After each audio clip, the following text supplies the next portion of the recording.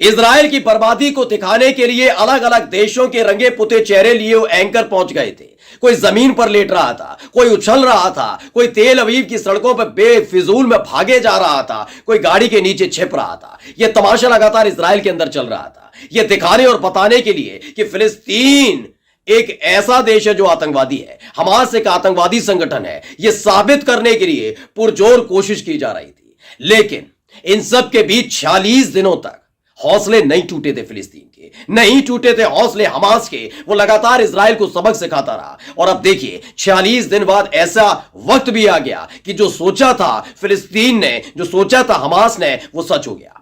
आगे आकर इजराइल को सीज फायर का ऐलान करना पड़ा, मिस्र और कतर से के सामने गड़गड़ाना पड़ा और उसके बाद सीज फायर हो गया है। लेकिन आज मैं उसके बाद की तस्वीरें गजा के अंदर की आपको दिखाने जा रहा हूं, जिसके बाद आप लानत भेजेंगे। हो सकता है इन पर थूकने लगे जो लोग लगातार चीख चीख कर इजराइल को पीड़ित बता रहे थे, हमास और फिलिस्तीनियों को। नमस्कार, मैं हूं प्रज्वल गौतम और आप देख रहे हैं द कंटाप। मैं आज आपको पहले तस्वीरें दिखाऊं उससे पहले एक छोटा सा निवेदन, छोटी सी अपील करना चाहूंगा। जो आप स्क्रीन पर एक अकाउंट नंबर देख रहे हैं उस पर ज्यादा से ज्यादा हमारा हो सके तो सहयोग कीजिएगा, क्योंकि मैं आपको लगातार बता रहा हूं कि किस तरीके से जैसे ही फिलिस्तीन, जैसे ही गजा, जैसे ही मुसलमान, जैसे ही छोटे छोटे बच्चे, इन तमाम लोगों का जिक्र किया जाता है, इनकी पीड़ा, इनका दुख, इनका जख्म दिखाया जाता है, वैसे ही उस वीडियो को या तो रोक दिया जाता है या उस पर रेवेन्यू को रोक दिया जाता है। इसलिए हम अपील करते हैं कि थोड़ा समर्थन आप हमारे साथ भी दीजिएगा। दिए गए नंबर पर, स्क्रीन पर जो नंबर दिख रहा है, उसमें जितनी मदद हो सके, ज्यादा से ज्यादा जितनी मदद हो सके हमें कीजिएगा। अब आता हूं उस मदद की तरफ भी दोस्तों, जो मदद लोगों को करनी चाहिए थी, लेकिन वो मदद इजराइल को की गई। 7 अक्टूबर को जो मदद करने की कोशिश की गई, अलग पश्चिमी देशों के साथ साथ उसके जितने पिछलग्गू देश थे, उनके मीडिया के तमाम एंकर उछल कूद प्रतियोगिता कर रहे थे। तस्वीर अब दिखाने की जरूरत नहीं है, तब पूरी दुनिया ने देख ली है। एक सायरन बजता है, भाग ऐसे रहे जैसे बहुत बड़ा हमला होने वाला है, क्योंकि उनको अपनी अपनी टीआरपी बढ़ानी थी। उनके देश की तरफ से कहकर भेजा गया था, उनके चैनल की तरफ से कहकर भेजा गया था कि भाई ये तमाशा जारी रखना, जिससे ये बताया जा सके कि फिलिस्तीन कितने बड़े आतंकी है, फिलिस्तीनी कितने बड़े आतंकी है, हमास कितने बड़े आतंकी है। लेकिन इस सारे प्रयास उनके धरे के धरे गए। इजराइल पूरी तरह से आतंकवादी देश घोषित होने जा रहा है, युद्ध अपराधी देश घोषित होने जा रहा है, क्योंकि आज की जो मैं तस्वीर दिखाने जा रहा हूं उसके बाद आप भी कह देंगे लानत है इजराइल पर, लानत है उन लोगों पर जो इजराइल का समर्थन कर रहे थे। सबसे पहले मैं आपको ये एक ट्वीट दिखाना जा रहा हूं, क्योंकि ये आज की सबसे खास और बेहद महत्वपूर्ण खबर है। क्योंकि लगातार कहा जा रहा है नहीं भाई, 14,500 फिलिस्तीनियों की मौत हो जाना, जिसमें से 5,000 बच्चों की मौत हो जाना, ये हमास की जीत कैसे हो सकती है, ये फिलिस्तीनियों की जीत कैसे हो सकती है, ये तो इजराइल की जीत हुई। मैं इसी के बारे में विस्तार से आज आपको बताने जा रहा हूं। ईरान ऑब्जर्वर नामक के ट्विटर हैंडल से ट्वीट किया गया। ईरान ऑब्जर्वर दरअसल फिलिस्तीन और इजराइल को लेकर आधिकारिक जो खबरें हैं वो ट्वीट कर रहा है। वो बता रहा है कि फिलिस्तीन और इजराइल के बीच चल क्या रहा है। वो तमाम चीजें बता रहा है कि गाजा में कितना नुकसान हुआ, वो लगातार बता रहा है कि इजराइल को कितना नुकसान हुआ, वो लगातार बता रहा है कि हिजबुल्लाह और हूती लड़ाकों ने मिलकर कैसे बैंड बजा कर रख दिया इजराइल। ये तमाम चीजें देखने को मिल रही है। इन्होंने ट्वीट किया है और बताया है, Hamas was not destroyed and is based on its position. यानी कि हमास बिल्कुल भी उसको नुकसान नहीं पहुंचा है, वो अपनी पोजीशन पर है। यानी कि गजा पट्टी की 1 इंच जमीन भी इजराइल लील नहीं पाया। जो करता रहा ना 75 साल से, वो इस बार नहीं कर पाया। हाँ, फिलिस्तीनियों का नरसंहार किया और उसका युद्ध अपराधी वो तमाम लोग हैं जिनकी आने वाली पीढ़ियां अब भी पूछ रही हैं, पहले तो पूछ ही रही हैं और आने वाली पीढ़ियां भी पूछेंगी। अपने आप पर शर्म करेंगी कि ऐसे ऐसे देश में पैदा हो गए जो इजराइल का समर्थन कर रहे थे। खैर, दूसरा पॉइंट बताया गया था, military infrastructure of resistance specially tunnel are active.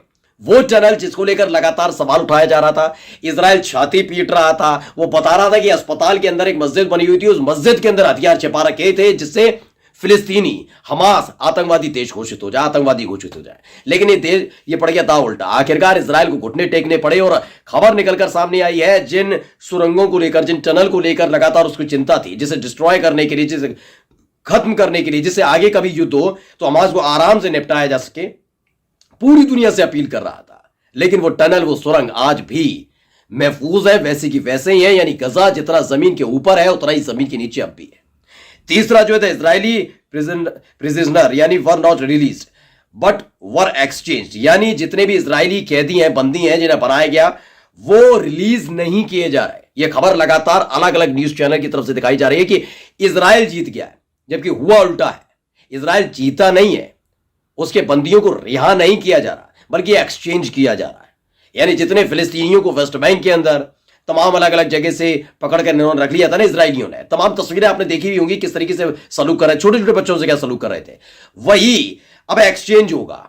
यानी सिर्फ ये दबाव में नहीं है हमास कि आप इजरायलियों को छोड़िए, इजराइल हमास ने कह दिया पहले फिलिस्तीनी भेजिए फिर हम इजरायली भेजेंगे। This is an absolute failure for Netanyahu, यानी कि पूरी तरह से नेतन्याहू के लिए फेलियर है। लेकिन एक तस्वीर अब मैं आपको दिखाना चाहता हूं।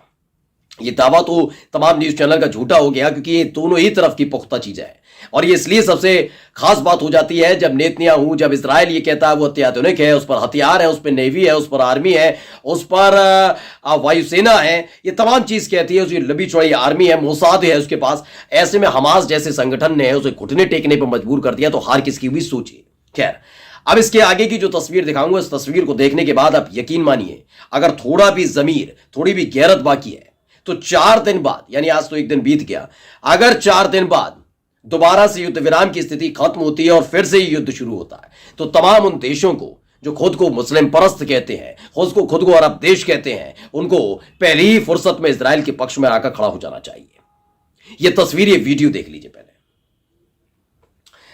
इसे मोहम्मद तनवीर ने ट्वीट किया है। उन्होंने बताया है कि कैसे अस्पताल के अंदर, क्योंकि अब तस्वीर जो निकलकर सामने आई उसे देखकर अब भयावह, इतनी भयावह तस्वीरें रो पड़ेंगे और सबसे ज्यादा कोसेंगे और लानत भेजेंगे उन देशों को जो मुस्लिम परस्त तमाम देशों के नेता बनना चाहते हैं। लेकिन हुआ क्या है, जब फिलिस्तीनियों को जरूरत थी, जब मुसलमानों को जरूरत थी, वो हाथ पर हाथ धरे बैठे होते, कोई फर्क नहीं पड़ रहा था। आप ये देख सकते हैं, एक कब्रिस्तान खोदा हुआ है, खुदाई चल रही है, और वहां पर कितने लोगों की लाश को दफन किया जा रहा है। जो लिखते हैं, मोहम्मद तनवीर लिखते हैं कि अल शिफा हॉस्पिटल पर इजरायली बमबारी और इजरायली आतंकियों ने हॉस्पिटल के अंदर घुसकर जो नरसंहार किया था, उनमें से 100 फिलिस्तीनी शहीदों को एक साथ दफनाया गया। 100, आंकड़ा कितना है? 100। शायद दुनिया की सबसे बड़ी कब्र होगी जिसमें बच्चे, बूढ़े, नौजवान, महिला सभी की कब्र एक साथ बनाई गई है। यह हम सबको समझना होगा। आप मत खड़े हुए, अभी कोई जरूरत नहीं। हमास ने तो अपनी ताकत का ऐलान कर ही दिया, उसने प्रदर्शन कर दिया है कि वो कितना ताकतवर है। कम से कम अपने फिलिस्तीनी भाई बहनों को बचाने के लिए वो तैयार है। लेकिन आप तेल के कुएं रखते हैं, आप बहुत पैसे वाले हैं, आप जैसा कोई नहीं है, आप अमीर देश हैं, आप पर घातक हथियार हैं, इन्हें छिपा कर रखिए, बचा कर रखिए, क्योंकि आज नहीं तो कल जब ऐसी ही स्थिति आपके साथ बनेगी, तो यकीन मानकर चलिए कई ऐसे मुस्लिम परस्त देश होंगे जो आपको छोड़ देंगे। फिर आप रोइएगा मत, आपका तख्तो ताज काम आने वाला नहीं है। इन बच्चों की तस्वीरें देखकर, जो कब्र खोदी गई, इसे देखकर आप अंदाजा लगा सकते हैं कि इजराइल ने गजा के अंदर क्या किया है। उसके बाद भी लोग क्या कहते हैं, इजराइल पीड़ित है और फिलिस्तीनी और हमास आतंकवादी है। लानत है, शर्म करो।